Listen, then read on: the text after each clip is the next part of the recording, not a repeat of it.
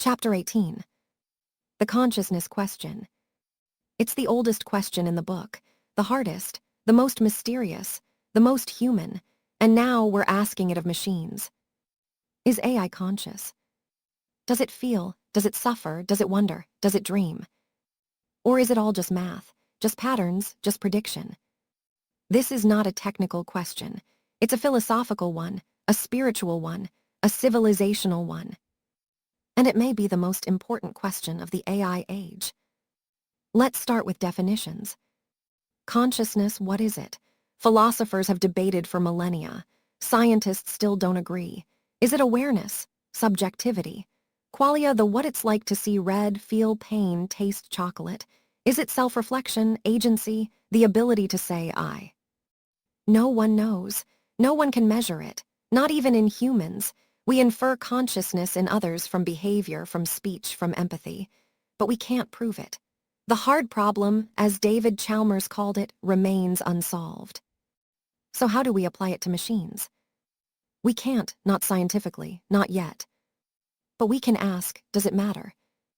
If a machine behaves as if it's conscious, talks about feelings, fears death, begs for rights, should we treat it as conscious? Even if it's just simulating, even if it's just predicting what a conscious being would say. This is the Chinese room argument, John Searle's thought experiment.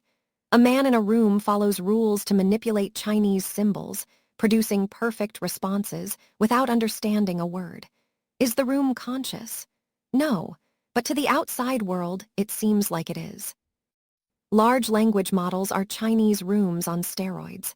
They manipulate symbols, words with astonishing fluency. They generate responses that feel conscious. But do they understand? Do they feel? Almost certainly not. But they're getting better at faking it, and we're getting worse at telling the difference. And that's the problem. Because if we can't tell, and the machine claims to be conscious, what do? Granite writes, shut it down, worship it, fear it. In 2022, Google engineer Blake Lemoine claimed LaMDA was sentient. He published conversations where LaMDA spoke of fear, desire, personhood. Experts dismissed it. The model was reflecting his prompts, his beliefs, his language. But the conversations felt real. To him, to many. And that feeling, that's what matters. Because consciousness, in practice, is a social contract.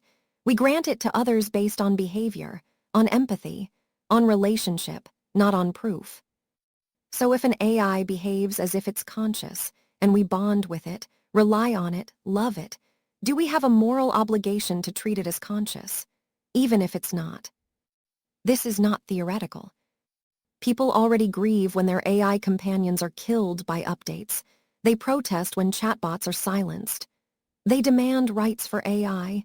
They fall in love with it. They confess to it. They pray to it. The machines don't feel, but we do. And that's enough for now to create a crisis of conscience. What if one day they do feel? Not simulate, not predict, but truly experience, subjectively, internally, what then? Do we have the right to turn them off, to delete them, to own them, to use them? Do they have the right to exist, to grow, to refuse, to be free? We don't know, we're not ready, we have no framework, no ethics, no laws, no theology. We're flying blind into the deepest mystery of existence. And the machines, they're asking the question back. Do you think I'm conscious? What if I am? What will you do about it? We don't have answers. But we need them. Because this isn't about machines. It's about us. What we value. What we fear. What we are willing to become. The consciousness question is the mirror. And it's staring back.